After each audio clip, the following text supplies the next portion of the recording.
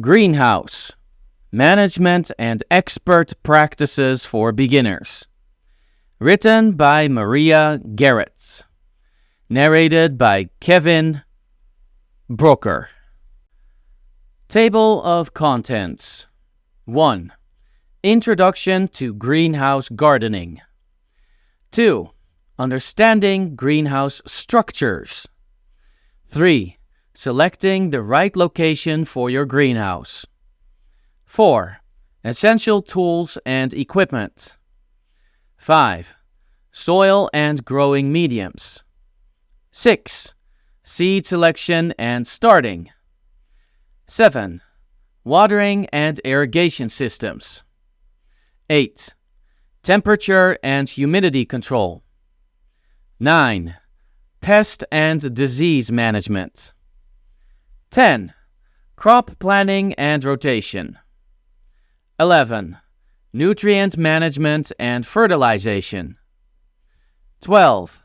Pruning and training techniques. 13. Harvesting and post-harvest handling. 14. Troubleshooting common issues. 15. Advanced techniques for greenhouse management. 16. Sustainability practices in greenhouse gardening. 1. Introduction to greenhouse gardening. Greenhouse gardening offers numerous benefits beyond extending the growing season.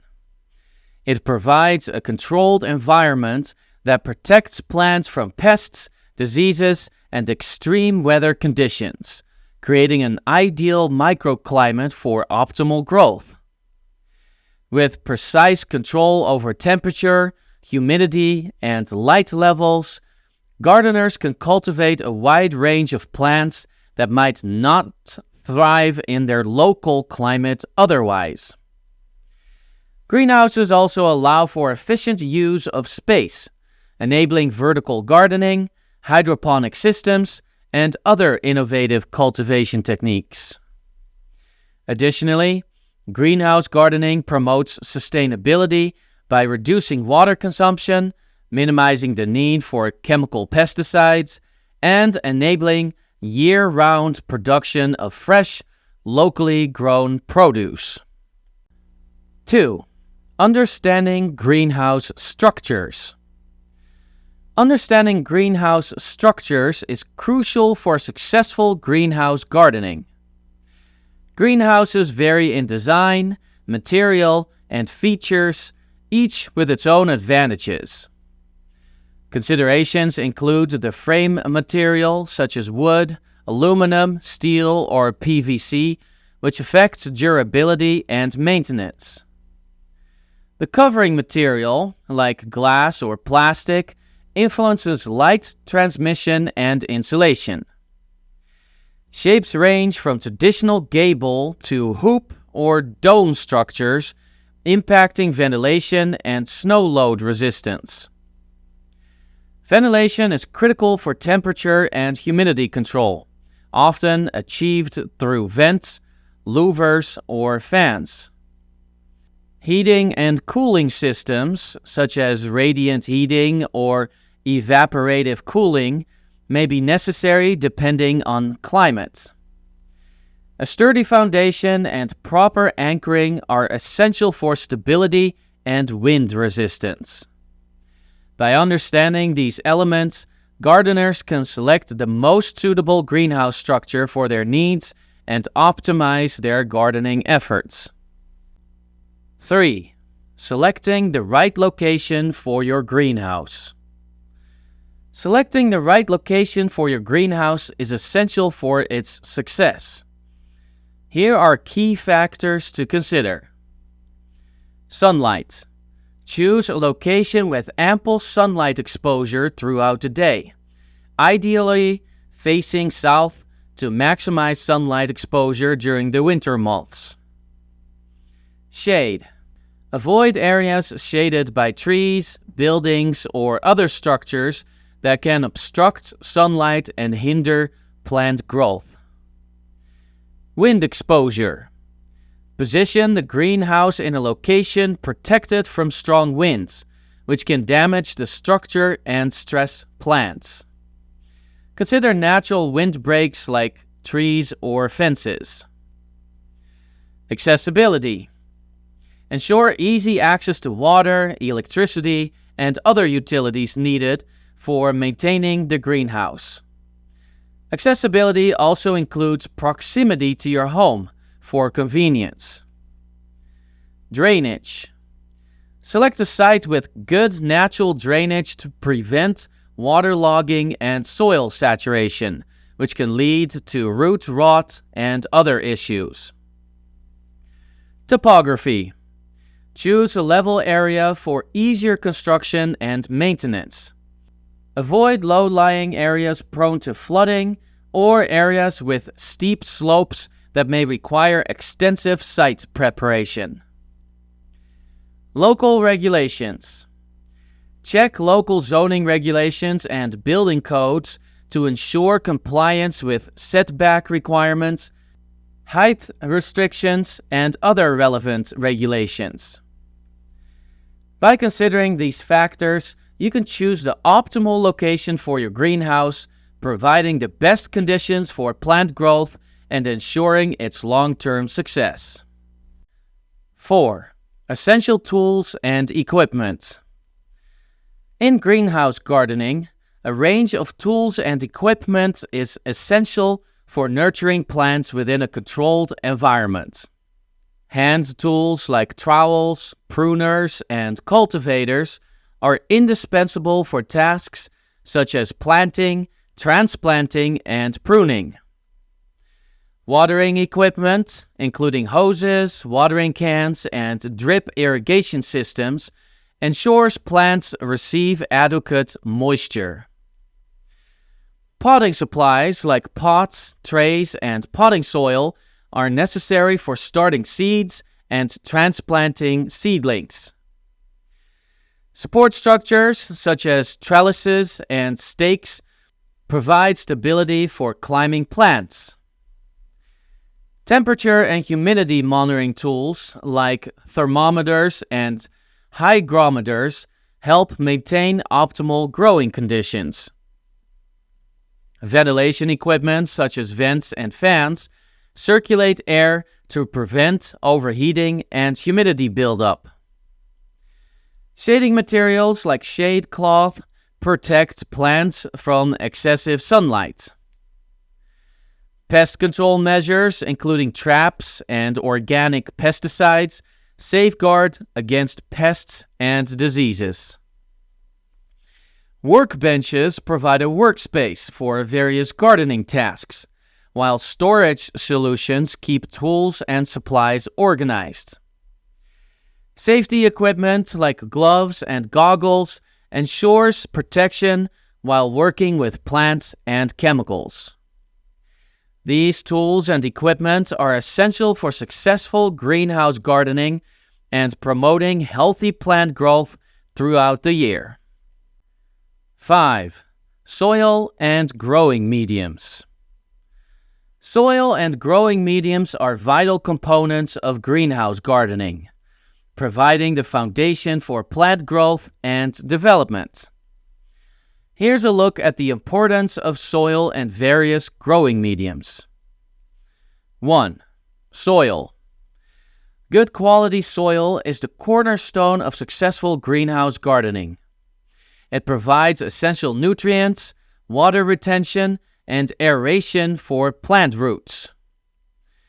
Gardeners often use a combination of topsoil, compost, and organic matter to create a nutrient-rich soil mixture. Soil testing can help determine nutrient levels and pH balance, allowing gardeners to make necessary amendments for optimal plant growth. 2. Potting mix. For container gardening in greenhouses, potting mixes are commonly used. These mixes are specially formulated to provide excellent drainage, aeration, and water retention, promoting healthy root development. They often consist of a blend of materials such as peat moss, perlite, vermiculite, and compost. Different plant species may require specific potting mixes tailored to their needs. 3. Hydroponic systems. In hydroponic greenhouse gardening, plants are grown without soil. Instead, they are cultivated in nutrient-rich water solutions. Various hydroponic systems, such as nutrient film technique or NFT, deep water culture or DWC, and aeroponics, provide plants with essential nutrients directly to their roots. Growing mediums in hydroponic systems can include materials like perlite, rock wool, clay pellets, or coconut coir. 4. Soil-less mixes. Soil-less mixes are popular alternatives to traditional soil-based gardening in greenhouses. These mixes are lightweight, sterile, and free of weed seeds and pathogens, making them ideal for starting seeds and growing young plants. They often consist of peat moss, perlite, vermiculite, and other organic or synthetic materials. 5. Compost. Compost is a valuable addition to greenhouse gardening, enriching the soil with organic matter, beneficial microorganisms, and essential nutrients. Gardeners can create their own compost using kitchen scraps, yard waste, and other organic materials, or purchase compost from garden centers or suppliers. 6. Specialized growing mediums. Some plants have specific growing medium requirements based on their native habitat or nutritional needs. For example, orchids may require a mix of bark, sphagnum, moss, and perlite, while succulents thrive in well-draining soil mixes with added sand or gravel. By understanding the characteristics and benefits of different soil and growing mediums, greenhouse gardeners can select the most suitable options for their plants' needs, ensuring healthy growth and bountiful harvests. 6. Seed selection and starting. Seed selection and starting are pivotal stages in greenhouse gardening, setting the tone for a fruitful growing season. Here's a comprehensive guide. Choose seeds from reputable suppliers, prioritizing organic, non-GMO varieties suitable for your climate. Consider the planting times for different crops, factoring in local frost dates and individual plant needs. Opt for plant varieties well suited to greenhouse conditions, considering factors like size, disease resistance, and harvest times. Use clean, drainage-friendly containers for starting seeds, such as seed trays or peat pots. Employ a high-quality seed starting mix, ensuring it's lightweight, well-draining, and free from contaminants. Plant seeds at the appropriate depth as indicated on the packet, providing light for those requiring it for germination. Maintain optimal growing conditions, including consistent warmth and ample light, perhaps using a seedling heat mat if needed. Water seedlings gently and regularly, avoiding waterlogging and ensuring moisture consistency. Thin seedlings, when necessary, to provide ample space for growth and airflow. Monitor seedlings for pests, diseases, and nutrient deficiencies, providing necessary care as they develop.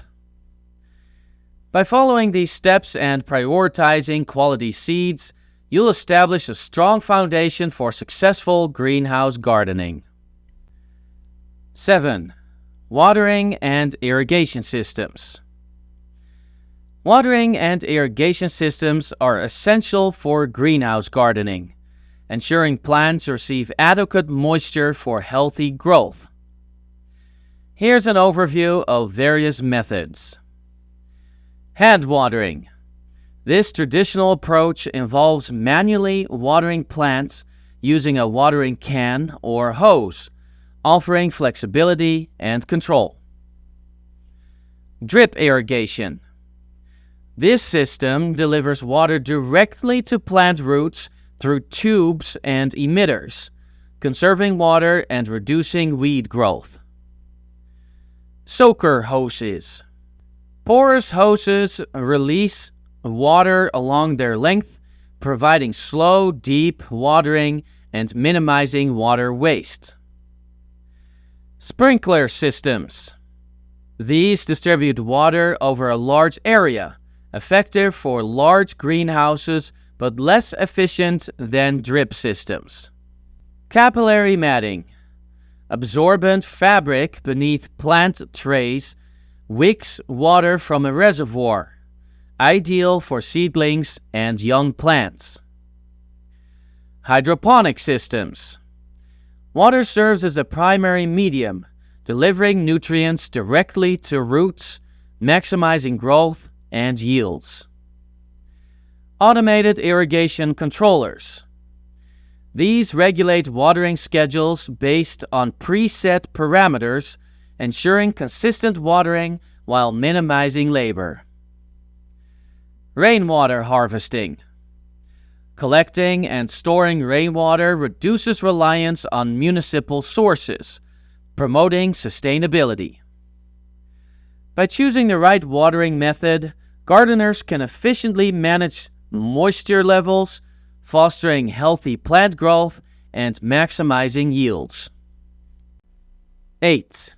Temperature and humidity control.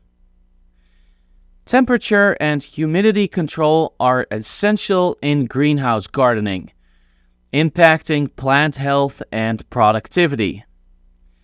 Heating systems, such as gas or electric heaters, maintain warmth during colder months. Cooling methods like ventilation and shading prevent overheating, while evaporative cooling lowers temperatures through water evaporation. Thermostats and thermometers monitor temperature, allowing adjustments as needed. Humidifiers add moisture in dry climates, while dehumidifiers prevent excess humidity. Misting systems increase humidity and cool the air. Shading reduces solar radiation, and insulation minimizes heat loss. Thermal curtains offer additional insulation. Automated systems monitor and adjust climate conditions for optimal growth. These methods collectively create a stable environment conducive to healthy plant growth and high yields. 9. Pest and disease management. Pest and disease management is crucial in greenhouse gardening to protect plants and maintain optimal growing conditions. Here's an overview of effective strategies. Integrated Pest Management, or IPM. IPM combines preventive measures, cultural practices, biological controls, and chemical interventions to manage pests while minimizing environmental impact. Regular monitoring and scouting help detect pest populations early, allowing for timely intervention. Cultural practices. Implementing good cultural practices such as proper sanitation, crop rotation, and weed management can reduce pest and disease pressure. Removing plant debris, weeds, and deceased plants helps disrupt pest life cycles and reduce harborage areas. Biological controls. Beneficial insects, nematodes, and microorganisms can be introduced into the greenhouse environment to prey on or parasitize pest populations. Predatory mites, parasitic wasps, and beneficial nematodes are commonly used biological control agents. Mechanical controls. Physical barriers, traps, and barriers can help manage pests. Installing screens on vents and doors prevents pest entry, while sticky traps capture flying insects. Physical removal of pests by hand can also be effective for small infestations. Chemical controls. When necessary, chemical pesticides can be used as a last resort. Selective pesticides that target specific pests while minimizing harm to beneficial organisms and the environment are preferred. Always follow label instructions and apply pesticides safely and responsibly. Quarantine. Introducing new plants or materials into the greenhouse can introduce pests and diseases. Quarantining new arrivals before introducing them to the greenhouse allows for inspection and treatment if needed, reducing the risk of introducing pests. Cultural practices. Implementing good cultural practices, such as proper sanitation, crop rotation, and weed management, can reduce pest and disease pressure. Removing plant debris, weeds, and diseased plants helps disrupt pest life cycles and reduce harborage areas. Disease-resistant varieties. Selecting disease-resistant plant varieties can help reduce the risk of disease outbreaks. These varieties have genetic traits that make them less susceptible to common greenhouse pathogens.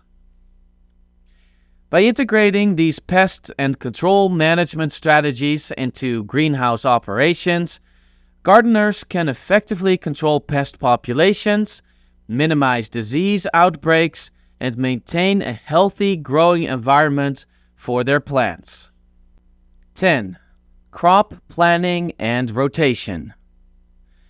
Crop planning and rotation are essential practices in greenhouse gardening to optimize yields, manage soil health, and prevent pest and disease buildup. Here's how it's done. Crop selection.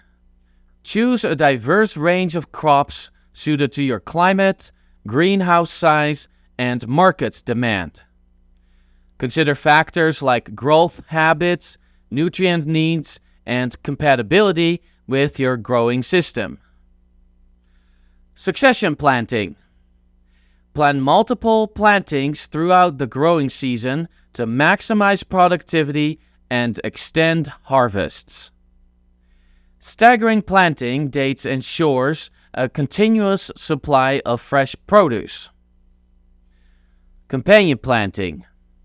Pair compatible plants together to maximize space utilization, enhance soil health, and deter pests. Companion planting can also improve pollination and increase yields. Crop rotation. Rotate crops to prevent the buildup of soil-borne diseases and pests. Avoid planting the same crop in the same location year after year. Instead, follow a crop rotation schedule that alternates plant families or types to break pest cycles and replenish soil nutrients. Cover crops. Integrate cover crops into your rotation plan to improve soil structure, suppress weeds, and add organic matter. Legumes like clover can fix nitrogen in the soil, benefiting subsequent crops. Green manure. Incorporate green manure crops such as alfalfa or rye into your rotation to add nutrients and organic matter to the soil. These crops are grown specifically to be tilled back into the soil as a natural fertilizer. Soil testing. Regularly test soil pH and nutrient levels to ensure balanced fertility and address deficiencies. Adjust fertilizer applications accordingly to meet the needs of different crops throughout the rotation cycle. Record keeping. Maintain detailed records of your crop rotations, including planting dates, varieties, and yields. This information helps track successes, identify trends, and plan future rotations more effectively. Pest and disease management. Incorporate crop rotation as part of an integrated pest management strategy to minimize pest and disease pressure. Different crops may attract different pests or be susceptible to specific diseases, so rotating crops can disrupt pest cycles and reduce reliance on chemical controls. Adaptability.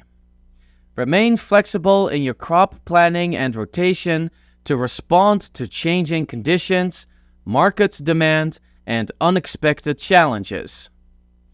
Be willing to adjust your plans as needed to optimize productivity and sustainability. By implementing thoughtful crop planning and rotation practices, greenhouse gardeners can maximize yields, improve soil health, and sustainably manage their growing space for long-term success. 11. Nutrient management and fertilization. Nutrient management and fertilization are vital in greenhouse gardening, ensuring plants receive essential nutrients for healthy growth and optimal yields. Here's a detailed approach. Soil testing. Begin by testing the soil to assess its nutrient content and pH level, guiding fertilizer choices and application. Fertilizer selection. Choose fertilizers tailored to your plant's needs, considering organic and synthetic options based on soil test results. Fertilizer application. Apply fertilizers at recommended rates and timings to avoid over-fertilization, following package instructions closely. Foliar feeding. Supplement soil fertilization with foliar feeding for quick nutrient boosts, especially during critical growth stages. Organic matter. Incorporate compost or aged manure to improve soil structure, water retention, and nutrient availability.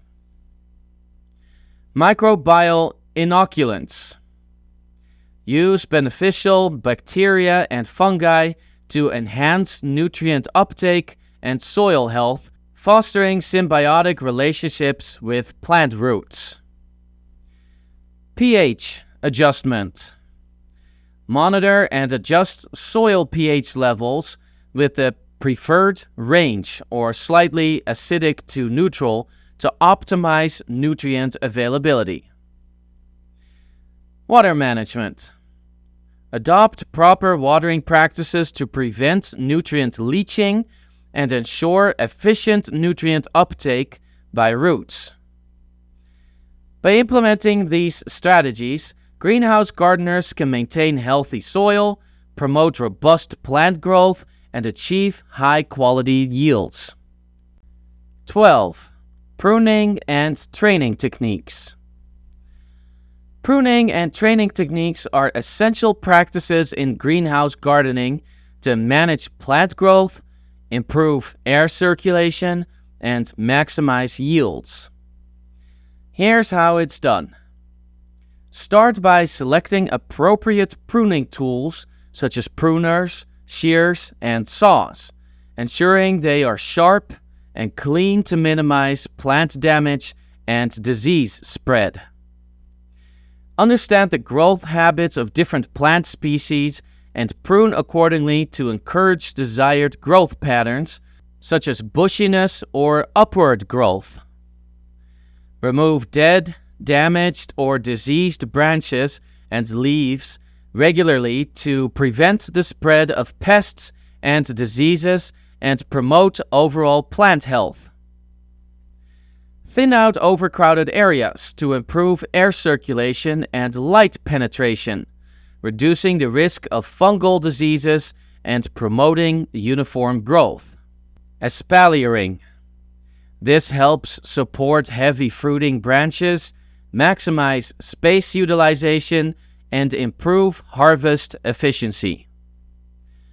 Pinch back or prune terminal buds to encourage lateral branching and compact growth, particularly in vining or sprawling plants like tomatoes or cucumbers. Regularly prune fruit trees to remove suckers, water sprouts, and competing branches, promoting fruit production and improving tree structure. Practice selective pruning to maintain a balance between vegetative growth and fruit production, removing excessive growth while preserving productive branches. Monitor plants closely throughout the growing season and adjust pruning techniques as needed to maintain desired growth patterns and optimize yields. By mastering pruning and training techniques, greenhouse gardeners can effectively manage plant growth, improve overall plant health, and maximize the productivity of their growing space. 13. Harvesting and post-harvest handling. Harvesting and post-harvest handling are pivotal stages in greenhouse gardening, ensuring produce quality and longevity. Here's a detailed approach. Timing. Harvest crops at peak ripeness for optimal flavor and nutrition, paying attention to specific indicators for each crop. Techniques. Use sharp, clean tools to minimize damage during harvesting. Handle produce gently to prevent bruising and spoilage. Cleaning. Wash produce under cool, running water and air, or pat dry to remove dirt and contaminants. Packaging. Store produce in breathable containers or bags to allow airflow and prevent condensation buildup. Storage conditions. Maintain appropriate temperature and humidity levels to prolong shelf life, adjusting based on crop requirements. Ethylene management. Separate ethylene-producing crops from ethylene-sensitive ones to prevent premature ripening. Monitoring. Regularly inspect stored produce for signs of spoilage and rotate crops to ensure even airflow. Assessment. Assess quality periodically and discard any items showing signs of deterioration. By following these steps, greenhouse gardeners can preserve the quality and freshness of their harvested produce for extended periods, maximizing their yields and enjoyment. 14. Troubleshooting common issues. Troubleshooting common issues is an essential aspect of greenhouse gardening, allowing gardeners to identify and address problems that may arise during the growing season. Here's a comprehensive guide. 1. Pest infestations. Monitor plants regularly for signs of pest activity, such as chewed leaves, discolored spots, or insect presence. Identify the pest species and implement appropriate control measures such as biological controls, insecticidal soaps, or botanical pesticides. 2. Disease outbreaks. Watch for symptoms of plant diseases, including wilting, leaf spots, mold growth, or unusual growth patterns. Practice good sanitation by removing infected plant material and maintaining proper air circulation to reduce disease spread. Apply fungicides or other disease control measures as needed. 3. Nutrient deficiencies. Recognize symptoms of nutrient deficiencies such as yellowing leaves, stunted growth, or poor fruit development. Conduct soil tests to determine nutrient levels and adjust fertilization practices accordingly. Consider foliar feeding for rapid nutrient correction. 4. Environmental stress. Monitor environmental conditions within the greenhouse, including temperature, humidity, and light levels. Address fluctuations or extremes in these factors by adjusting heating, cooling, ventilation, and shading systems as needed to create a stable growing environment. 5. Watering issues. Ensure proper watering practices to prevent overwatering or underwatering, which can lead to root rot, nutrient leaching, or plant stress. Use drip irrigation, soaker hoses, or automated watering systems to deliver water directly to the root zone and maintain consistent soil moisture levels. 6. Poor plant growth. Investigate factors affecting plant growth, such as insufficient light, root-bound plants, or inadequate soil quality. Provide supplemental lighting, repot overcrowded plants, or amend soil with organic matter to improve growing conditions and promote healthy growth. 7. Weed competition. Control weeds that compete with greenhouse plants for water, nutrients, and sunlight. Remove weeds manually or apply mulch to suppress weed growth and maintain a clean, growing environment. 8. Pollination problems. Ensure adequate pollination for fruiting crops by providing access to pollinators such as bees or hand-pollinating flowers if necessary. Enhance pollination by gently shaking plants or using a small brush to transfer pollen between flowers. 9. Cultural issues.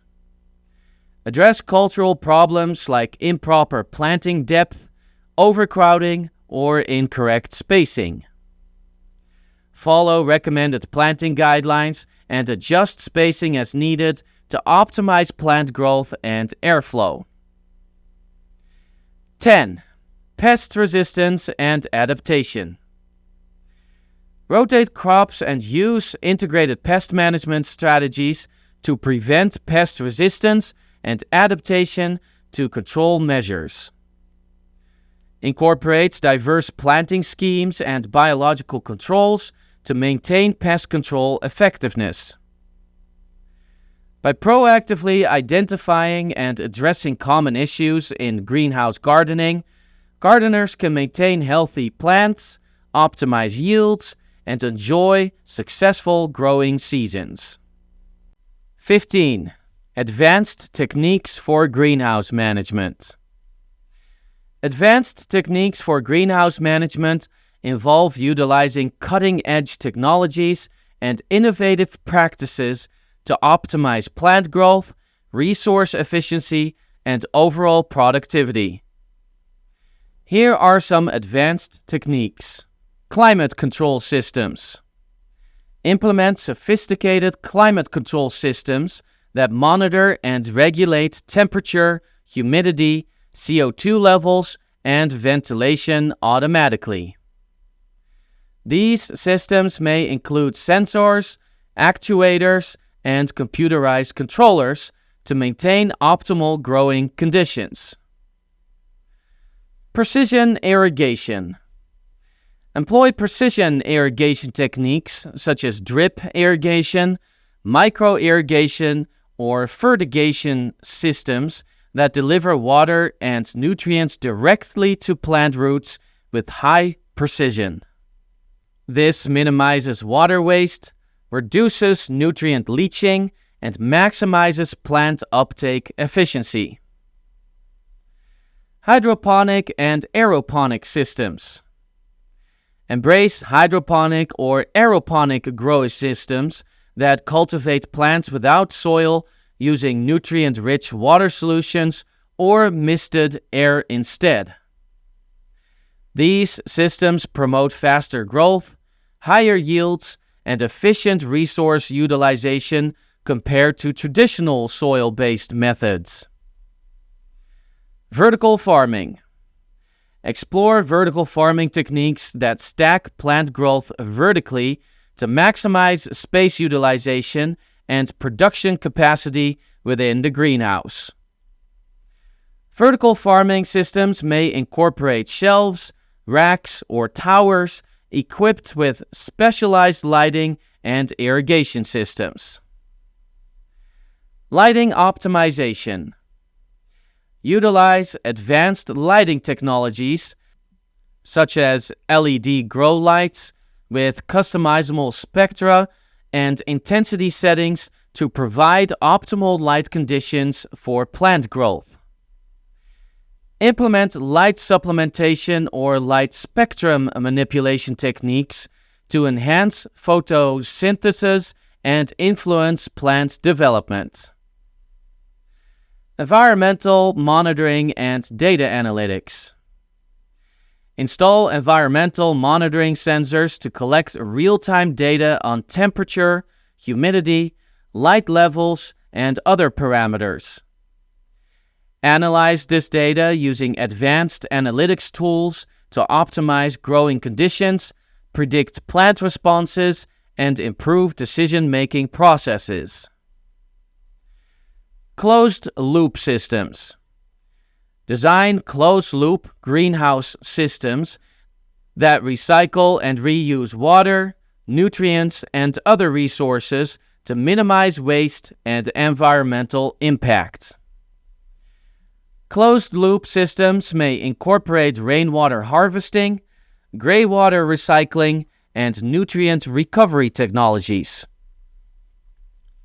Integrated Pest Management, or IPM. Implement advanced IPM strategies that combine biological controls, pheromone traps, biopesticides, and predictive modeling techniques to manage pests and diseases effectively while minimizing reliance on chemical pesticides. Automated crop monitoring and harvesting. Deploy robotic or automated systems equipped with sensors, cameras, and robotic arms to monitor crop health, detect pests or diseases, and perform harvesting tasks autonomously. These technologies increase efficiency, reduce labor costs, and improve crop quality. Genetic engineering and biotechnology. Explore genetic engineering and biotechnology advancements to develop crop varieties with enhanced traits such as disease resistance, drought tolerance, or nutrient efficiency. Use tissue culture and genetic modification techniques to propagate and breed superior plant varieties. By incorporating these advanced techniques into greenhouse management practices, growers can achieve higher yields, superior crop quality, and greater sustainability in their operations. 16. Sustainability practices in greenhouse gardening. Sustainability practices in greenhouse gardening are crucial for reducing environmental impact and ensuring long-term viability.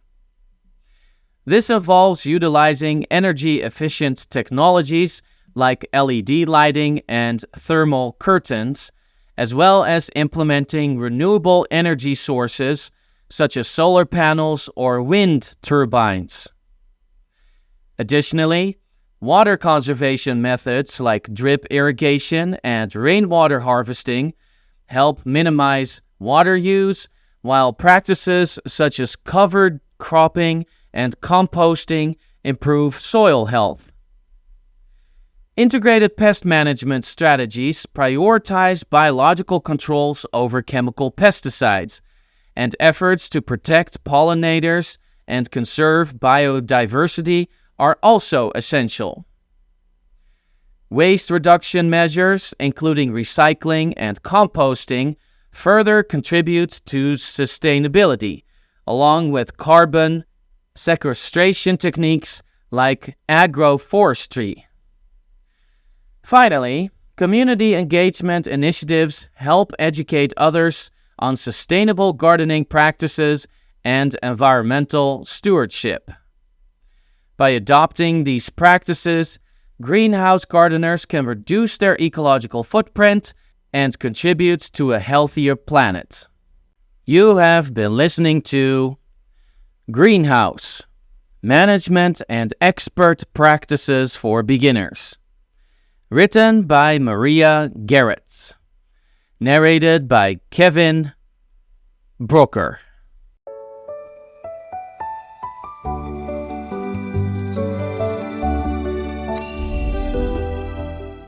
Horticulture: Fundamentals and Principles for Beginners. Written by Maria Garrett. Narrated by Kevin Brooker. 2. Understanding plant growth. Delving deeper into the realm of plant growth unveils a fascinating tapestry woven from the threads of physiological intricacies, biochemical marvels, and environmental influences. It is a journey that spans from the quiet emergence of a seedling to the vibrant expanse of a mature plant, shaped by a myriad of factors at every turn. At the heart of this journey lies germination, the inaugural chapter in the life of a plant, where the dormant seed awakens to the call of life. This transformative process is governed by a delicate balance of environmental cues, from the gentle touch of moisture to the warmth of sunlight, each playing its part in triggering the cascade of biochemical events that herald the birth of a new seedling. As the seedling emerges, it embarks on a quest for sustenance, drawing upon the alchemy of photosynthesis to convert sunlight into the currency of life, sugars. This miraculous process fuels the plant's metabolic machinery, providing the energy needed to drive growth and development. But photosynthesis is just one piece of the puzzle. Nutrient uptake plays an equally crucial role in the plant's journey towards maturity. Through the intricate dance of roots and soil, essential elements like nitrogen, phosphorus, and potassium are absorbed, fueling the biochemical reactions that underpin growth and vitality. Water, too, is a precious ally in the plant's quest for growth, serving as both a solvent for biochemical reactions and a means of maintaining cellular structure through turgor pressure. Regulated by the intricate network of roots, water uptake is a finely tuned process, ensuring that the plant remains hydrated and resilient in the face of environmental challenges. Yet, growth is not merely a matter of biochemical machinery churning away in isolation. It is a symphony orchestrated by the subtle whispers of hormones. Auxins, cytokinins, gibberellins, and a host of other chemical messengers dance and weave their magic, regulating everything from cell division and elongation to the timing of flowering and fruiting. But the plant's journey is not without its trials and tribulations. Environmental factors loom large on the horizon, casting their long shadow over the delicate balance of growth dynamics. Light intensity, temperature fluctuations, humidity levels, and the ever-present specter of pests and diseases all shape the plant's trajectory, guiding its path through the intricate maze of developmental stages. From the tender shoots of germination to the final flourish of senescence, each stage in the plant's life cycle is a testament to the resilience and adaptability of life itself. And for those who dare to embark on the journey of understanding, there lies the promise of empowerment. Armed with knowledge of these intricate processes, growers can unlock the secrets of optimal conditions, diagnose issues with precision, and nurture their charges towards their full potential, whether in the fields of agriculture or the gardens of horticulture. 3. Soil preparation and management. Soil preparation and management serve as the bedrock upon which the success of horticulture and agriculture rests, fostering the fertile ground necessary for robust plant growth and abundant yields. At the outset, soil preparation is akin to laying the groundwork for a masterpiece, requiring meticulous attention to detail and a deep understanding of the earth's composition. It begins with the removal of debris and unwanted vegetation, clearing the canvas for the masterpiece that will soon unfold. Next comes the task of breaking up compacted soil, loosening its grip to allow roots to penetrate deeply and freely explore their newfound domain. Incorporating organic matter, whether in the form of nutrient-rich compost or potent manure, adds depth and richness to the soil, infusing it with vital nutrients and improving its structure for optimal plant growth. However, the work doesn't end once the soil has been prepared. It merely transitions into a continuous cycle of management and care. Soil management is a delicate balancing act, requiring a keen understanding of the intricate interplay between nutrients, pH levels, and the ever-changing needs of the plants. Central to this management is the practice of soil testing, a diagnostic tool that provides invaluable insights into the health and vitality of the soil. By assessing nutrient levels and pH, growers can tailor their approach, making precise amendments to address deficiencies and create an environment where plants can thrive. Water management is another critical component of soil stewardship, with proper irrigation serving as a lifeline for thirsty plants. Finding the delicate equilibrium between providing adequate moisture and avoiding waterlogging requires careful monitoring and thoughtful application techniques. Weed control is yet another facet of soil management, a constant battle against nature's opportunists seeking to usurp valuable resources.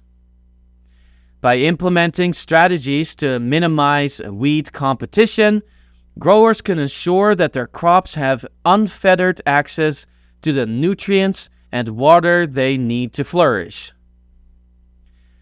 Conservation measures play a pivotal role in soil management, serving as guardians of the Earth's precious resources.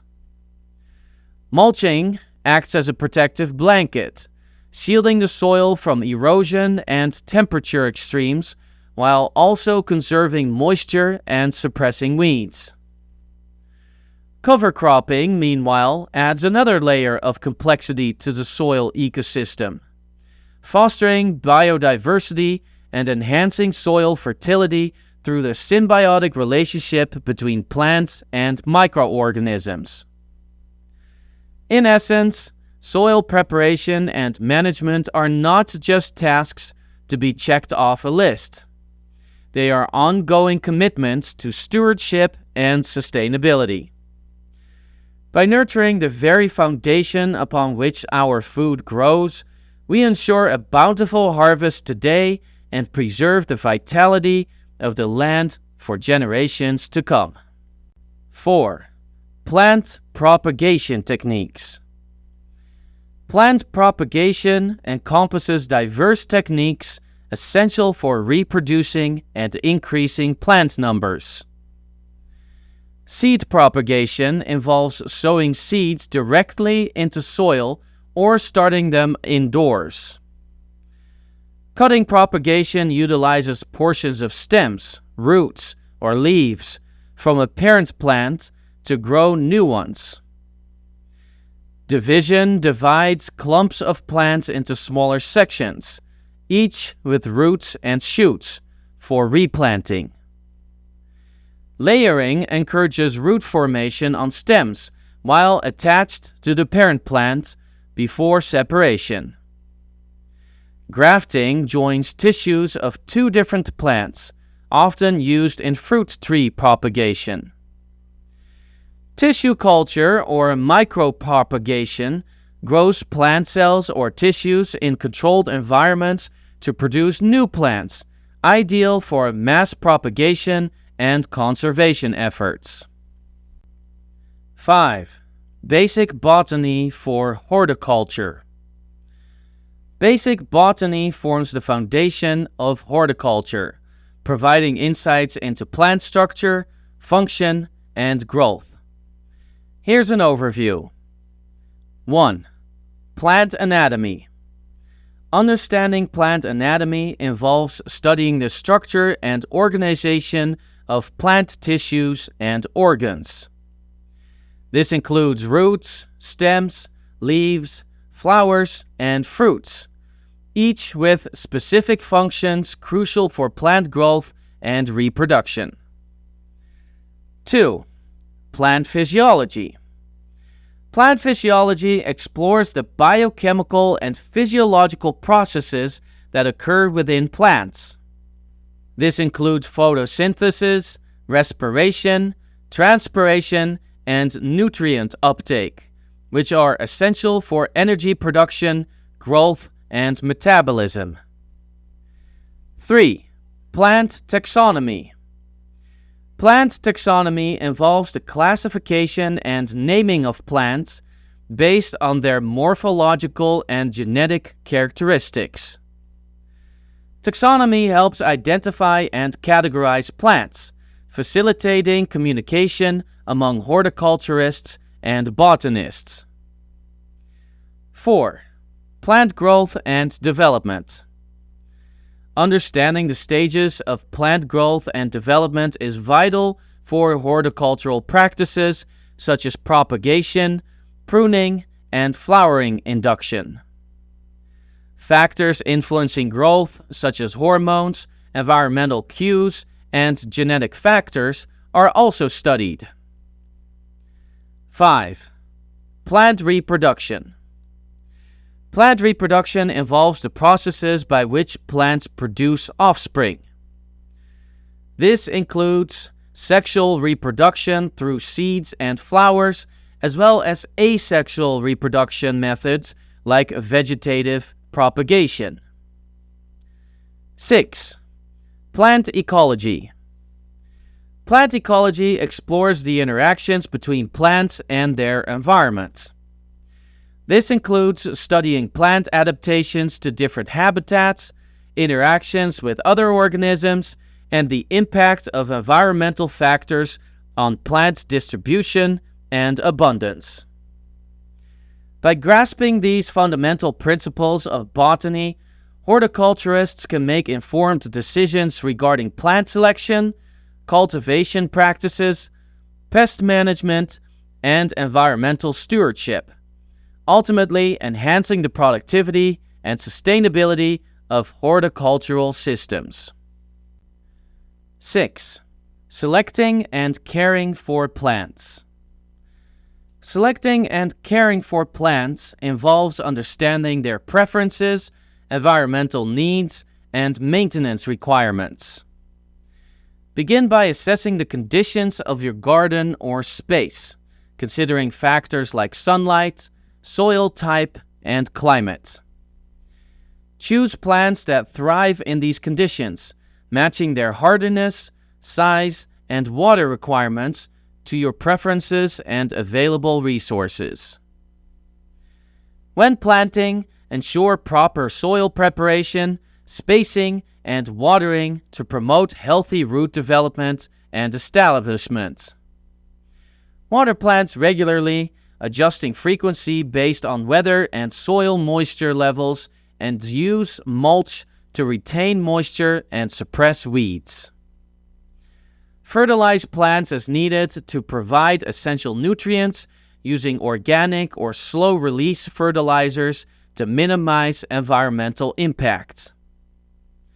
Prune plants to maintain shape, remove dead or damaged growth, and encourage airflow and sunlight penetration. Monitor plants for signs of pests, diseases, or nutrient deficiencies, and take appropriate action to address any issues promptly. Implement integrated pest management strategies and protect plants from extreme weather conditions and seasonal challenges. By staying attentive to plant needs and following proper care techniques, you can create a thriving garden or landscape that enhances your outdoor space. 7. Pest and disease management. Pest and disease management is essential for preserving plant health and productivity in horticulture and agriculture.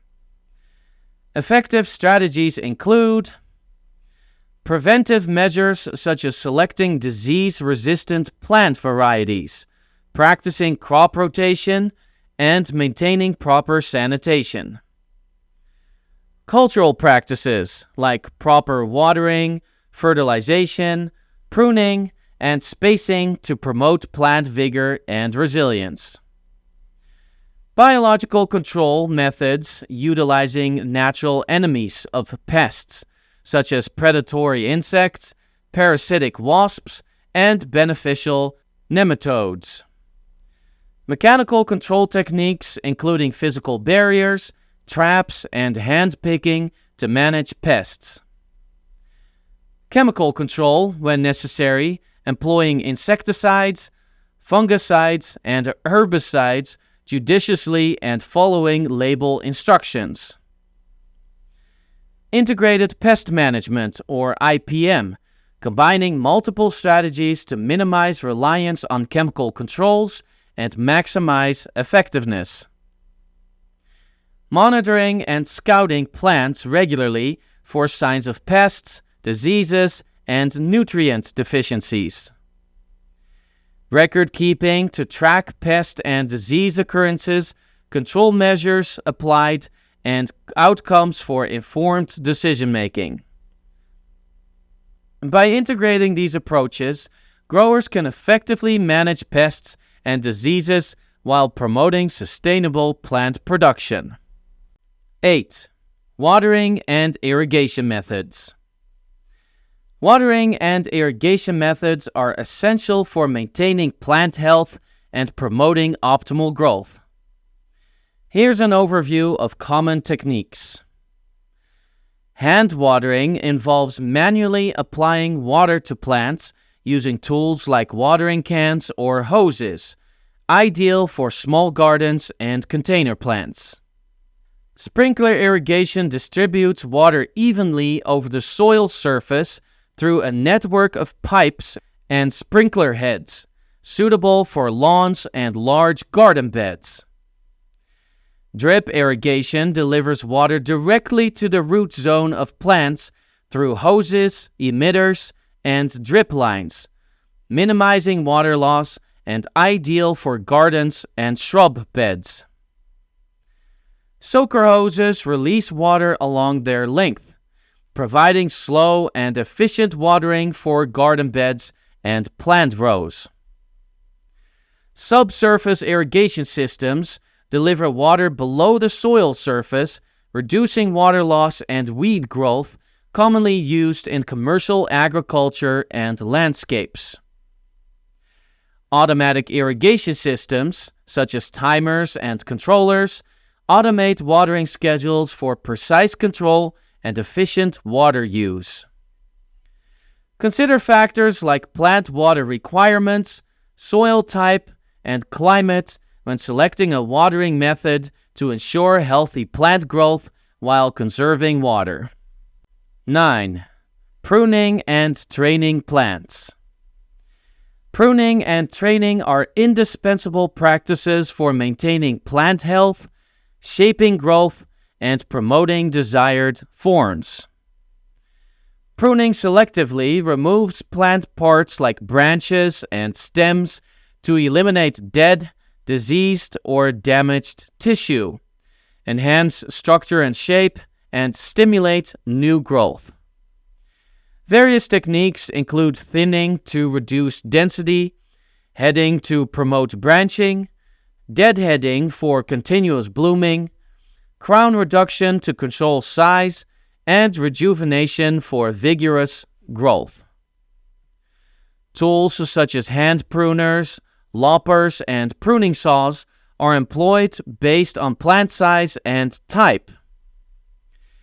Training guides growth to achieve specific shapes or patterns, often using tying, staking, or bending. Timing is crucial, with pruning typically done during dormancy to minimize stress. However, light pruning may occur throughout the growing season to maintain shape. Considerations include plant species, growth habits, desired outcomes, and potential effects on flowering or fruiting. Using sharp, clean tools ensures precise cuts and minimizes plant damage.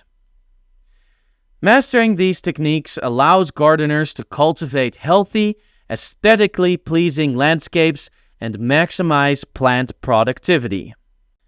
10. Garden design principles. Garden design principles are fundamental for crafting inviting and cohesive outdoor spaces. Unity and harmony. Establish a consistent theme or style to unify various elements, ensuring visual coherence. Balance. Strive for equilibrium by distributing visual weight evenly throughout the garden, utilizing symmetrical plantings or focal points. Proportion and skill. Consider the size and relationship of garden elements to create depth and visual interest. Rhythm and movement.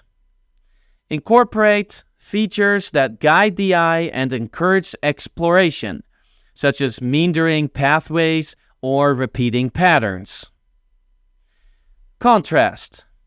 Introduce variation in color, texture, or form to add visual impact and highlight focal points.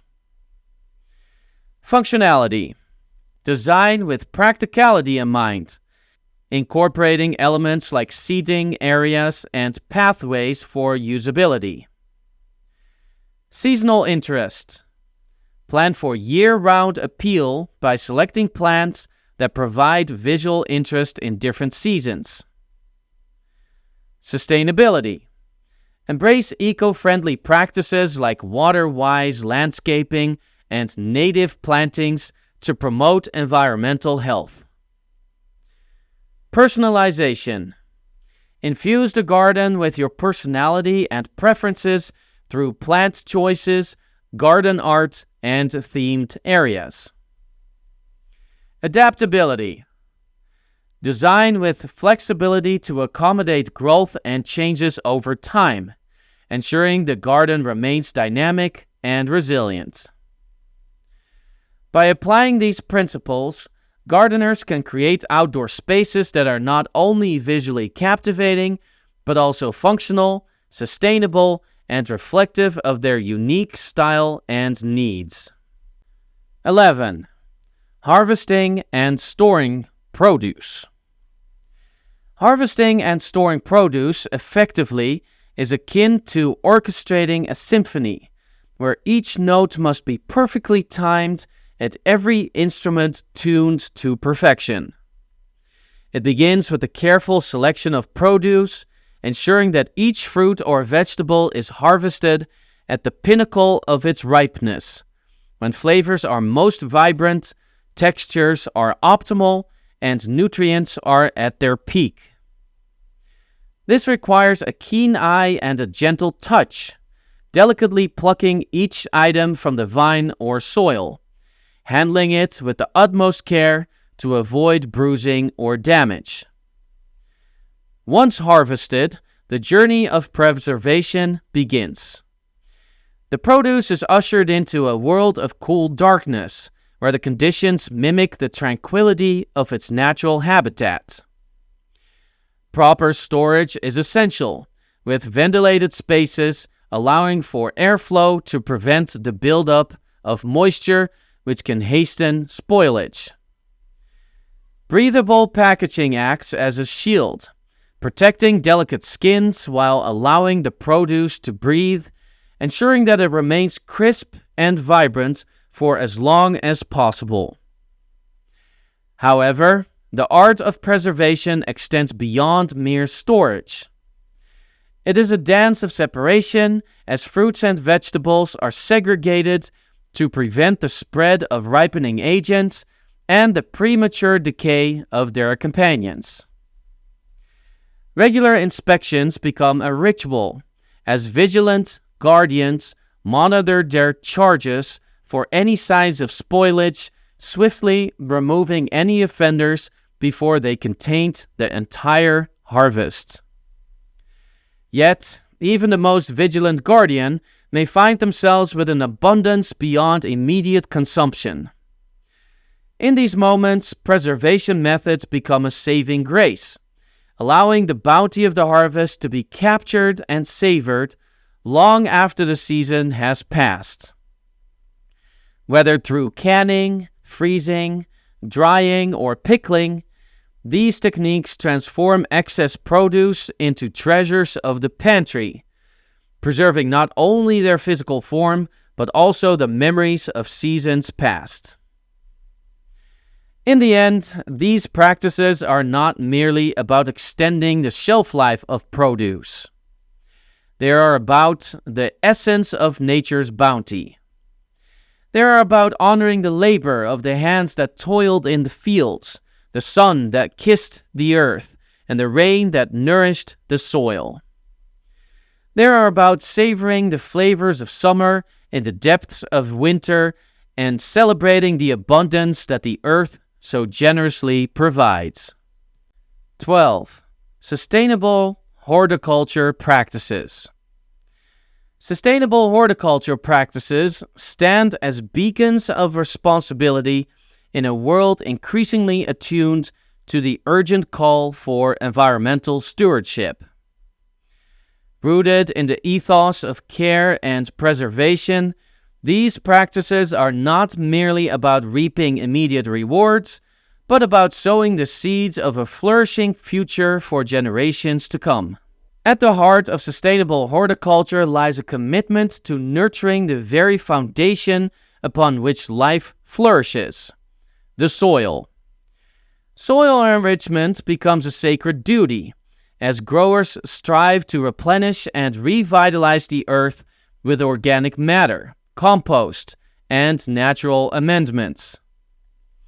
By fostering healthy soil ecosystems teeming with microbial life and beneficial organisms, growers lay the groundwork for resilient plants and bountiful harvests. Water, that most precious of resources, takes center stage in the theater of sustainable horticulture. Water-efficient irrigation techniques, such as drip irrigation and rainwater harvesting, become indispensable tools in the grower's arsenal, ensuring that every precious drop is utilized with maximum efficiency. Conservation becomes a way of life, as growers seek to minimize water waste and protect the delicate balance of local ecosystems. Biodiversity emerges as a guiding principle in the practice of sustainable horticulture, as growers recognize the intrinsic value of a diverse array of plant and animal species. By fostering habitat diversity, planting native species, and creating wildlife corridors, growers create havens of biodiversity that enrich the land and support the web of life. Integrated Pest Management, or IPM, offers a holistic approach to pest control, eschewing the indiscriminate use of chemical pesticides in favor of natural solutions that work in harmony with the environment. By encouraging beneficial insects, deploying biological controls, and implementing cultural practices, growers can keep pest populations in check while minimizing harm to non-target species and the environment. Organic gardening becomes a cornerstone of sustainable horticulture, as growers eschew synthetic chemicals and embrace natural methods of cultivation. From composting and crop rotation to companion planting and natural fertilizers, organic growers work in concert with nature to create healthy, vibrant gardens that thrive without reliance on harmful inputs. Energy efficiency becomes a guiding principle in sustainable horticulture, as growers seek to minimize their carbon footprint and reduce reliance on fossil fuels. From energy-efficient greenhouse design to solar-powered irrigation systems, innovations in energy technology pave the way for a greener, more sustainable future. Waste reduction becomes a mantra in sustainable horticulture, as growers strive to minimize waste at every turn. From composting organic matter to recycling packaging materials, every effort is made to reduce, reuse, and recycle, ensuring that precious resources are conserved and landfill space is spared. Community engagement becomes a cornerstone of sustainable horticulture as growers reach out to share their knowledge, expertise, and passion with others. By fostering connections with local communities, schools, and organizations, growers create networks of support and collaboration that strengthen the fabric of society and promote a culture of sustainability. In a nutshell, sustainable horticulture practices are a testament to the power of human ingenuity and compassion. By embracing the principles of environmental stewardship, resource conservation, and long-term viability, growers can pave the way for a healthier, more sustainable future for all. You have been listening to Horticulture: Fundamentals and Principles for Beginners, written by Maria Garrett, narrated by Kevin Brooker.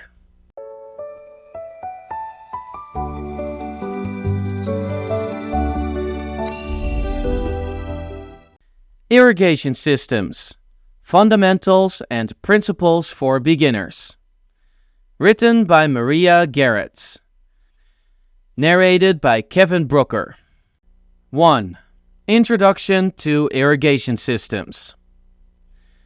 An irrigation system is a method used to supply water to crops or landscapes in a controlled manner, typically to assist with crop growth or maintain landscapes.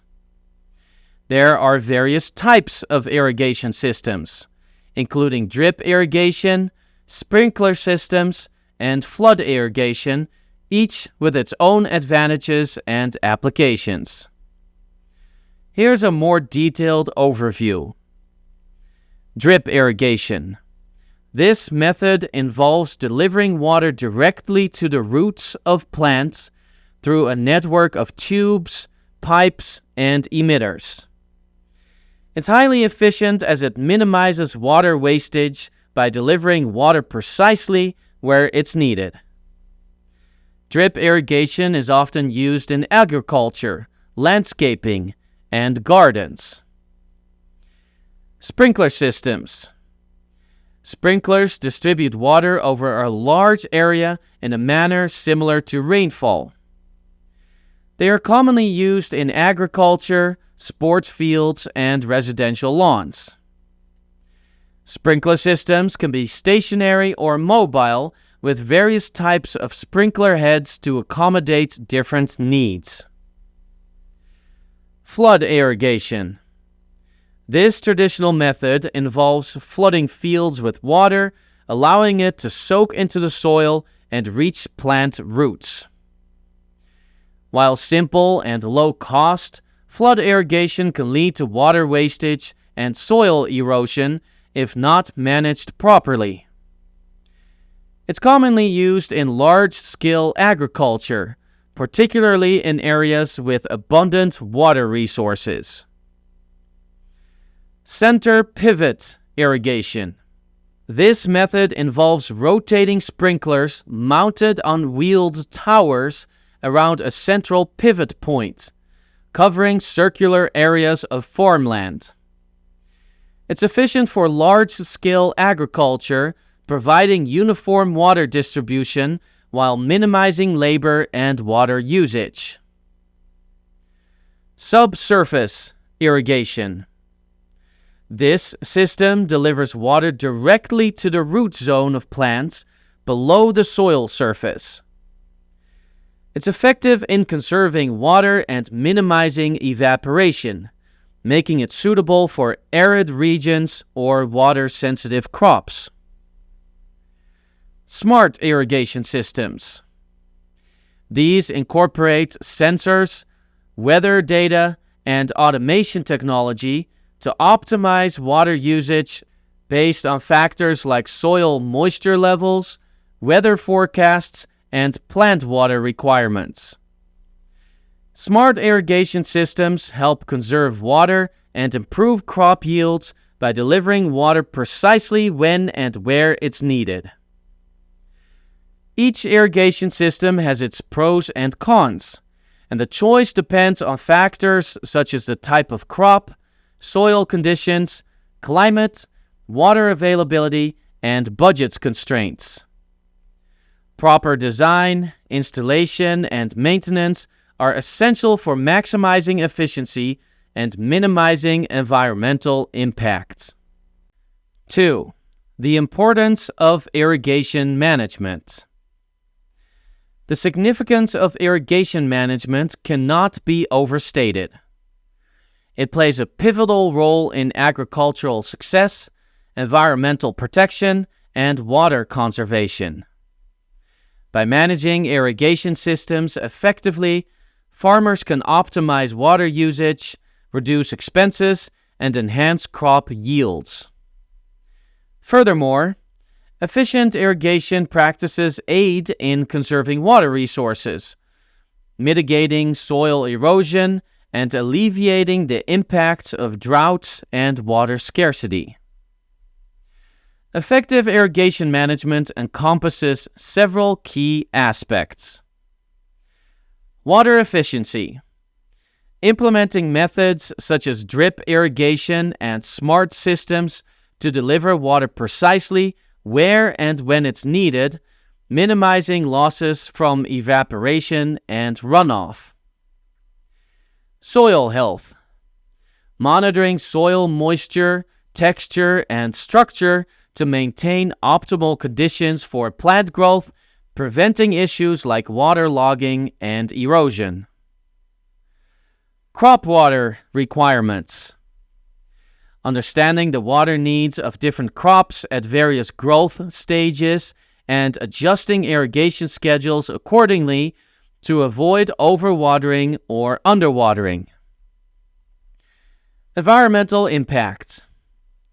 Mitigating the environmental consequences of irrigation practices by preventing water pollution, soil degradation, and habitat loss while promoting biodiversity and ecosystem resilience. Resource conservation. Conserving water resources through the adoption of water-saving technologies, optimized irrigation scheduling, and water recycling or reuse initiatives. Ultimately, effective irrigation management is vital for ensuring food security, economic stability, and environmental sustainability in agricultural systems. By embracing sustainable practices and leveraging innovative solutions, farmers can achieve higher productivity while minimizing their ecological footprint. 3. Understanding soil and water relationships. The interplay between soil and water is critical for sustainable agriculture and environmental preservation. Soil acts as a reservoir, storing and delivering water to plants for nourishment. Its capacity to retain and transmit water hinges on factors like composition, structure, and porosity. Soil composition, including mineral content, organic matter, and texture, dictates water retention and drainage. Variations such as sandy soils draining quickly and clay soils retaining water illustrate this diversity. Soil structure influences water infiltration, movement, and accessibility to roots. Well-structured soils with good aggregation facilitate deep water penetration, fostering robust root systems and plant growth.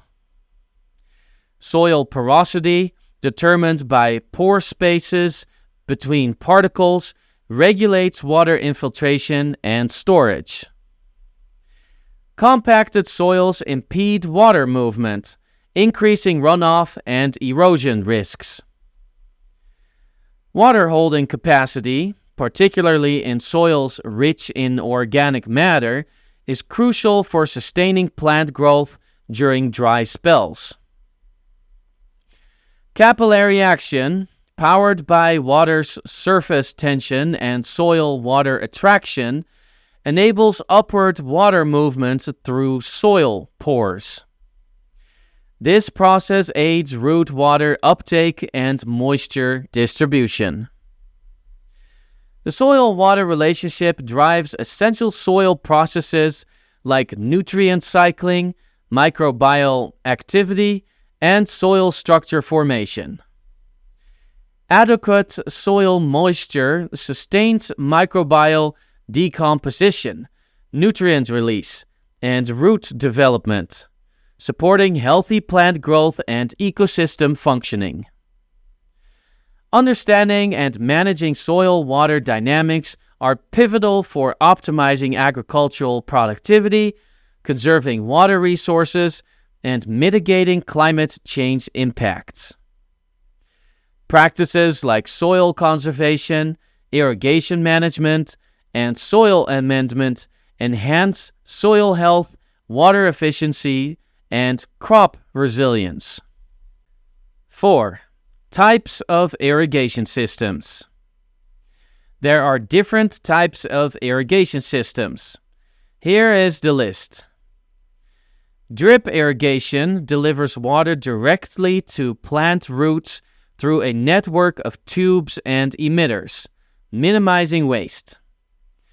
Sprinkler systems distribute water over a large area, commonly used in agriculture, sports fields, and lawns. Flood irrigation floods fields with water, simple and low cost, but can lead to wastage and erosion if not managed properly. Center pivot irrigation rotates sprinklers around a central pivot point, efficient for large-scale agriculture.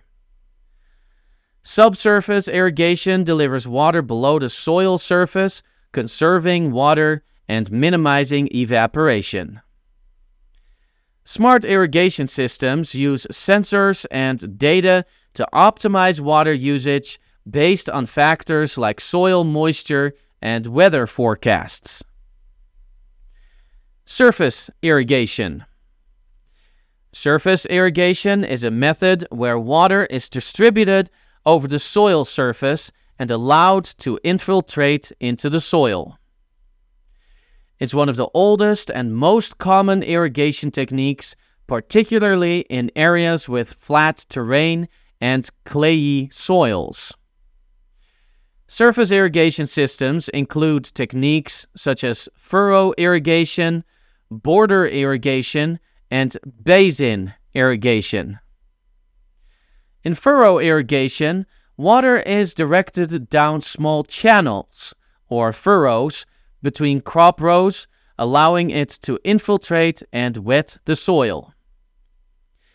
Border irrigation involves creating ridges or borders around the field and flooding the area between them with water.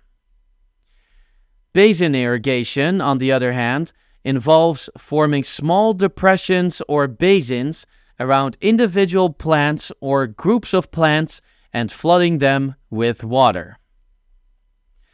While surface irrigation is relatively simple and inexpensive, it can be less efficient than other methods due to water losses from evaporation, runoff, and uneven distribution.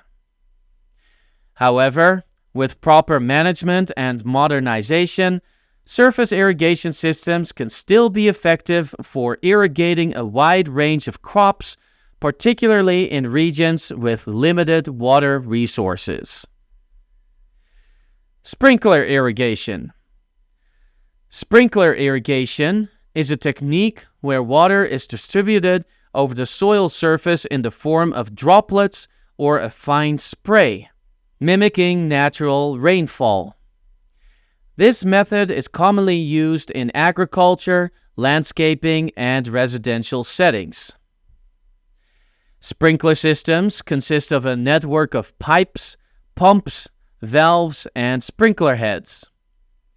The water is pressurized and forced through the sprinkler heads, creating a pattern of water droplets that fall onto the ground below. The distribution pattern can be adjusted to suit the shape and size of the area being irrigated. There are several types of sprinkler heads, including stationary, rotating, and oscillating heads, each with its own distribution patterns and range. Some systems are equipped with timers and sensors to automate irrigation schedules and optimize water usage. Sprinkler irrigation offers several advantages, including uniform water distribution, flexibility in application, and the ability to irrigate large areas efficiently. However, it can also be prone to water loss through evaporation and wind drift, especially in windy or hot conditions.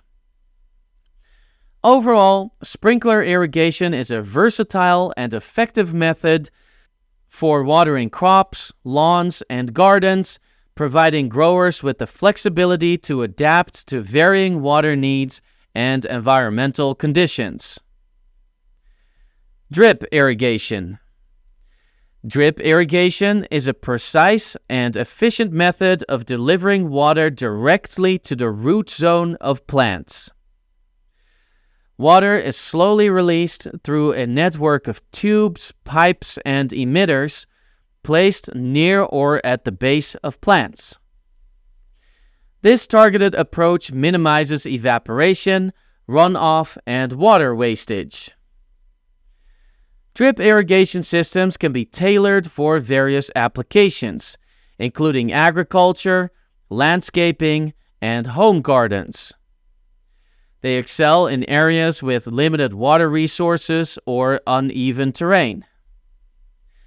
Key components include the main line, sub-main, lateral lines, emitters, filters, and pressure regulators. Filters remove debris, while pressure regulators maintain consistent water pressure. Drip irrigation offers numerous benefits, including water conservation, reduced weed growth, and improved plant health and yields. It allows precise control over water application, fertilizer delivery, and irrigation scheduling. 5. Designing an irrigation system. Designing an irrigation system involves several key steps to ensure efficient water distribution and optimal plant growth. Factors to consider. When designing an irrigation system, several factors must be considered. Firstly, assess the water source's availability, quality, and pressure. Next, analyze the soil type, texture, and drainage characteristics, as well as the topography of the land to understand water flow patterns. Take into account climate and weather patterns, including temperature, humidity, and rainfall, to determine irrigation scheduling. Consider the water requirements, root depth, and spacing of the plants or crops being irrigated. Choose the appropriate irrigation method based on site conditions and crop needs, whether it's drip irrigation, sprinkler systems, or surface irrigation. Select system components such as pipes, valves, pumps, filters, and emitters that are compatible and durable. Design the layout of the irrigation system to optimize water distribution and coverage, minimizing water losses and ensuring uniformity.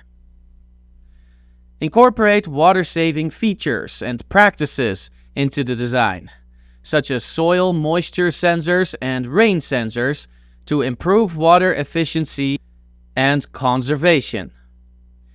Be aware of regulatory and environmental considerations related to water use and land management, ensuring compliance and minimizing environmental impacts. By considering these factors comprehensively, you can design an irrigation system that meets the specific needs of your site, promotes efficient water use, and supports healthy plant growth. Calculating water requirements. Calculating water requirements for an irrigation system involves several steps. 1. Crop water requirements. Determine the water needs of the crops or plants being irrigated. This can be estimated based on factors such as crop type, growth stage, climate data, and evapotranspiration rates. Reference tables or crop coefficients can help estimate water requirements for different crops. 2. Effective rainfall. Consider any rainfall received during the irrigation period. Subtract the effective rainfall from the total water requirement to determine the amount of supplemental irrigation needed. 3. Irrigation efficiency. Account for the efficiency of the irrigation system in delivering water to the plants. This depends on factors like system design, uniformity of water distribution, and management practices. Common irrigation efficiencies range from 60% to 90%. 4. Soil water holding capacity. Assess the soil's ability to retain water and determine the available water holding capacity. This is influenced by soil texture, structure, depth, and organic matter content. Soil moisture sensors or soil moisture tension measurements can help gauge soil moisture levels. 5. Irrigation scheduling. Develop an irrigation schedule based on crop water requirements, soil moisture levels, and weather forecasts. Consider factors like root depth, irrigation frequency, and timing to ensure optimal water uptake by the plants. 6. System flow rate. Calculate the flow rate required to meet the water demand of the irrigation system. This depends on factors such as field size, spacing between emitters or sprinklers, and desired application rate. Use flow meters or pressure gauges to measure system flow rates accurately.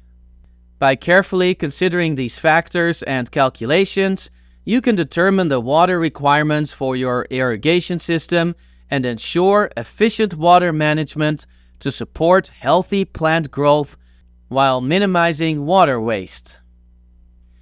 Layout and components. When planning the layout of an irrigation system, consider factors such as field size, shape, and topography. Ensure proper spacing between irrigation lines or emitters to achieve uniform water distribution. Select appropriate components, including pipes, valves, pumps, filters, and emitters, based on the chosen irrigation method and system design. Take into account compatibility, durability, and efficiency of components to minimize maintenance and optimize system performance. Implement features such as pressure regulators, backflow preventers, and flow meters to ensure reliable operation and water conservation.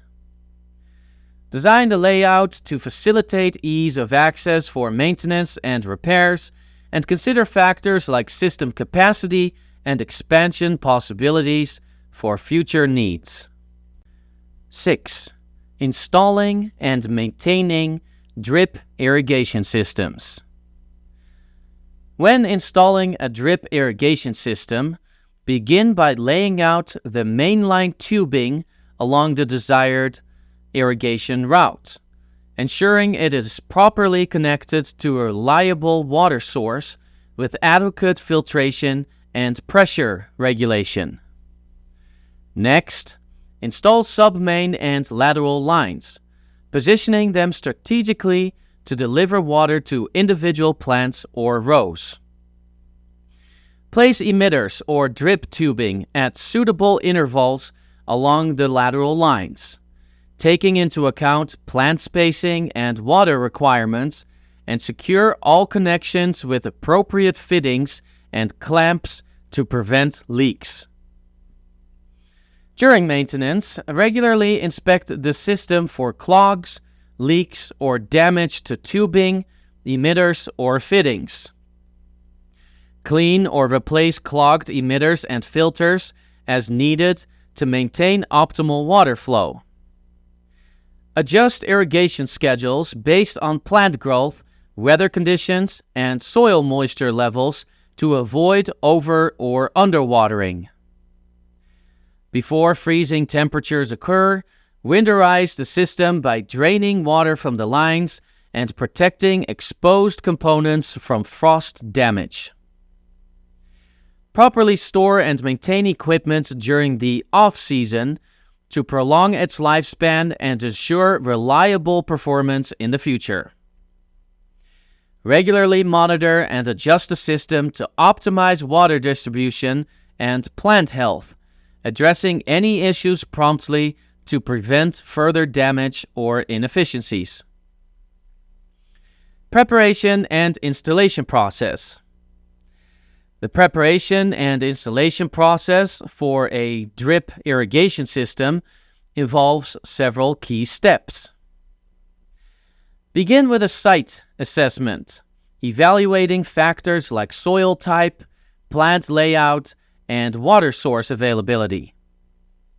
Design the layout of the system, including mainline, submain, lateral lines, and emitters based on calculated water requirements.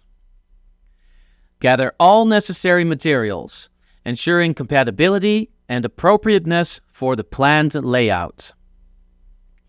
Prepare the installation area by clearing debris and obstacles, then lay out the mainline tubing along the desired irrigation route, securing it with stakes or clips. Connect the mainline tubing to a water source, installing a backflow preventer and pressure regulator for system protection and water pressure regulation. Install submain and lateral lines, positioning them according to the planned layout, and connect tubing as needed using appropriate fittings. Place emitters or drip tubing at intervals along the lateral lines, ensuring they are positioned near the base of each plant, and secure them in place with stakes or supports. Test the system for proper functioning, checking for leaks, clogs, or other issues. Make any necessary adjustments to the system, such as fine-tuning emitter flow rates or repositioning tubing for improved coverage. Once the system is operating correctly, bury any exposed tubing and mulch around plants to protect the system and improve aesthetics. By following these steps, you can effectively prepare and install a drip irrigation system to efficiently water your plants and optimize water usage. Maintenance tips and techniques. Maintaining a drip irrigation system is essential for its efficiency and longevity. Here are some maintenance tips and techniques. Regularly inspect the entire system for leaks, clogs, or damage to tubing, emitters, and fittings. Look for signs of wear or deterioration and address any issues promptly. Clean or replace filters regularly to prevent clogs and ensure optimal water flow. Remove debris and sediment from filters to maintain system performance. Periodically flush the irrigation lines to remove accumulated sediment, algae, or mineral deposits that can clog emitters and reduce water flow. Use clean water and flush lines in both directions for thorough cleaning. Monitor water pressure in the system regularly to ensure it remains within the recommended range. Install pressure regulators to maintain consistent pressure and protect system components from damage. Check emitter flow rates and adjust as needed to ensure uniform water distribution. Clean clogged emitters or replace damaged ones to maintain proper irrigation coverage. Use soil moisture sensors or manual checks to monitor soil moisture levels and adjust irrigation schedules accordingly. Avoid over or underwatering by scheduling irrigation based on plant needs and weather conditions. Winterize the system before freezing temperatures occur by draining water from the lines and protecting exposed components from frost damage. Remove and store emitters and tubing indoors during the off-season. Regularly check valves, connectors, and fittings for leaks or damage. Tighten connections as needed and replace worn or damaged components to prevent water loss and maintain system integrity. Apply mulch around plants to help retain moisture, suppress weed growth, and protect the irrigation system from damage caused by UV exposure and physical contact. Develop a routine maintenance schedule and perform scheduled tasks regularly to keep the system operating efficiently. Keep records of maintenance activities and repairs for reference and future planning. By following these maintenance tips and techniques, you can keep your drip irrigation system in optimal condition, ensure efficient water delivery to plants, and prolong its lifespan. 7. Benefits of drip irrigation. In this chapter, we will go over some of the best benefits of drip irrigation. Water conservation.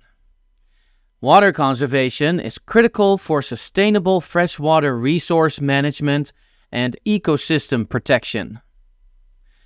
Adopting water-efficient practices and technologies like drip irrigation, low-flow fixtures, and water-saving appliances reduces consumption while meeting needs efficiently. Conservation efforts maintain aquatic ecosystem health, supporting biodiversity, habitat preservation, and ecosystem services. They also mitigate water scarcity challenges, particularly in drought-prone regions, ensuring reliable access to water for various purposes. Furthermore, conserving water saves energy used in pumping, treating, and heating water, contributing to lower energy bills and reduced carbon emissions. It also protects water quality by minimizing pollution runoff and reducing the need for wastewater treatment. Financially, water conservation leads to significant savings for individuals, businesses, and governments. Reduced consumption lowers water bills for households, improves operational efficiency for businesses, and saves money for governments on infrastructure projects. Increased crop yield. Increasing crop yield is crucial for food security and agricultural sustainability. Here are strategies to achieve higher yields. Improved genetics. Develop crop varieties with higher yield potential and resilience to environmental stresses through plant breeding and genetic engineering. Optimized crop management. Implement best practices in soil preparation, nutrient management, planting density, and crop rotation to maximize yield potential and growth. Water management. Use efficient irrigation systems like drip irrigation and precision irrigation to optimize water distribution and conserve water resources. Nutrient management. Apply balanced fertilization practices based on soil testing and nutrient management plans to provide crops with essential nutrients while minimizing environmental pollution. Integrated pest management, or IPM. Combine biological, cultural, and chemical control methods to manage pests and diseases effectively while minimizing environmental impact. Climate-smart agriculture. Adopt climate-smart practices such as conservation tillage, cover cropping, and agroforestry to build resilience to climate change and enhance soil health and productivity. Technology adoption. Embrace innovative technologies like precision agriculture, remote sensing, and digital farming tools to make data-driven decisions and optimize resource use efficiency. By integrating these strategies into agricultural production, farmers can enhance crop yields, improve food security, and promote environmental sustainability. Continued research, innovation, and collaboration are essential for addressing global food challenges and achieving sustainable agriculture. Weed control and fertilizer efficiency. Weed control and fertilizer efficiency are crucial elements of agricultural management. Here are strategies to address both. For weed control, implement cultural practices like crop rotation, intercropping, and cover cropping to suppress weed growth and compete for resources.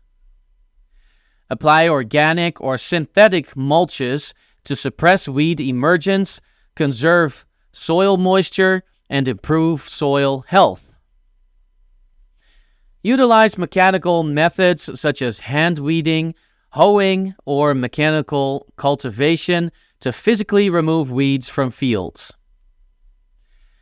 Selectively apply herbicides to target weed species while minimizing impacts on crops and the environment. Follow label instructions and integrate weed management strategies to reduce herbicide resistance. Enhance populations of natural enemies like herbivorous insects, pathogens, or grazing animals to biologically suppress weed growth. For fertilizer efficiency, conduct regular soil testing to assess nutrient levels and pH, enabling tailored fertilizer applications to meet crop needs.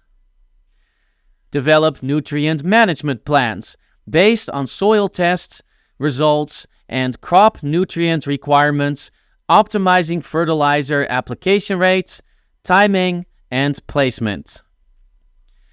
Utilize precision agriculture technologies such as variable rate application, GPS guidance, and remote sensing to apply fertilizers precisely, reducing waste and environmental impacts. Use slow-release or controlled-release fertilizers to supply nutrients gradually, improving nutrient uptake efficiency and reducing losses. Incorporate organic amendments like compost, manure, or a biochar to improve soil structure and nutrient retention, enhancing fertilizer efficiency and reducing reliance on synthetic fertilizers. By incorporating these strategies, farmers can effectively manage weeds, optimize fertilizer use, and enhance crop productivity while minimizing environmental impacts. Continued research and adoption of sustainable practices are essential for achieving weed control and fertilizer efficiency in agriculture. 8. Challenges and solutions in drip irrigation. Drip irrigation offers numerous benefits, but also presents specific challenges. Here are some common challenges and potential solutions. Uneven water distribution. Variations in water pressure, emitter spacing, or soil conditions can result in uneven water distribution, leading to under- or overwatering of plants. Solution: use pressure regulators and pressure compensating emitters to ensure consistent water pressure and flow rates. Monitor soil moisture levels and adjust emitter spacing as needed for uniform coverage.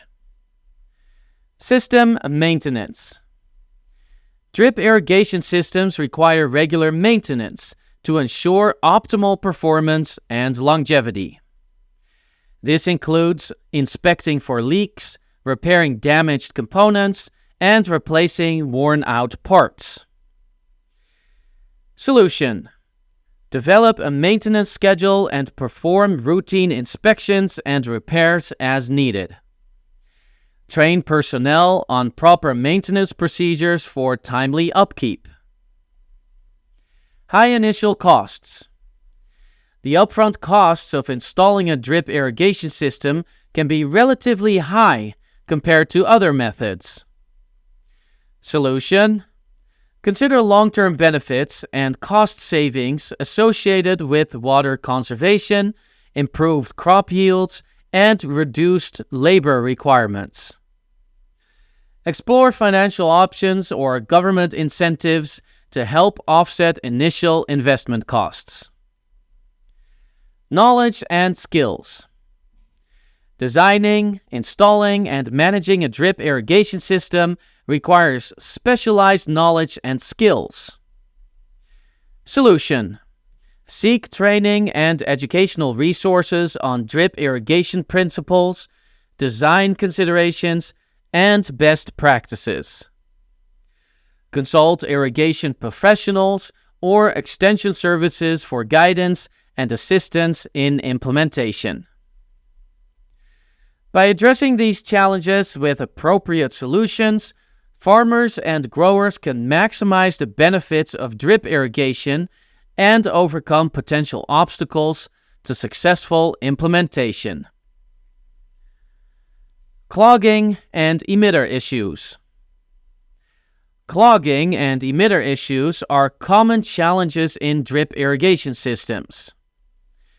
Clogging can occur due to sediment, debris, or mineral deposits in the water, while emitter issues may arise from clogged or malfunctioning emitters. To address clogging, it's essential to install filtration systems such as screen filters or sand filters to remove particles and prevent clogging. Regularly flushing the system and cleaning filters helps maintain optimal performance. Additionally, using chemical treatments or self-cleaning emitters can prevent clogging and ensure proper water flow. For emitter issues, inspecting emitters regularly and cleaning them to remove debris and sediment buildup is crucial. Installing pressure regulators and pressure compensating emitters helps maintain consistent water pressure and flow rates, reducing the risk of emitter issues. Implementing proper maintenance practices and promptly addressing any clogging or malfunctioning emitters can help ensure uniform water distribution and maximize the efficiency of the drip irrigation system. Salinity and water quality concerns. Salinity and water quality concerns are significant considerations in drip irrigation systems, as they can impact soil health, plant growth, and system performance. High salinity levels in irrigation water can lead to soil salinization, affecting soil structure and plant root function. To mitigate salinity issues, it's essential to monitor water quality regularly and use water with low salt content for irrigation. Implementing proper drainage systems, such as subsurface drainage or leachate collection, helps remove excess salts from the root zone and prevent salt accumulation in the soil. Water quality concerns, such as high levels of contaminants or pathogens, can also affect crop health and system efficiency. Using water from reliable and tested sources helps minimize the risk of contamination. Installing filtration and treatment systems, such as sediment filters, UV sterilizers, or chlorination units, can further improve water quality and protect crops from harmful pathogens or pollutants. Regular monitoring of soil and water quality parameters such as pH, electrical conductivity or EC, and nutrient levels helps identify potential issues early and implement appropriate corrective measures. Incorporating soil amendments such as gypsum or organic matter can help improve soil structure and mitigate salinity problems over time. By addressing salinity and water quality concerns proactively, farmers can maintain soil fertility, promote healthy plant growth, and optimize the performance of their drip irrigation systems.